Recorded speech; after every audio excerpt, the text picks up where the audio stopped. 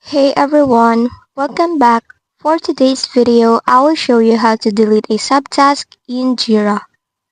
First, go to the project that contains the task with a subtask.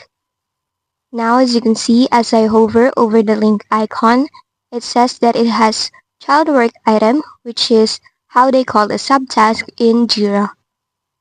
Now just click on it, and it will open a right panel. Go to that panel and under child work items, click on the item. Then on the three dots beside the X, click it and choose delete. Now it will ask you to confirm. Just delete, and as you can see, the subtask is now gone.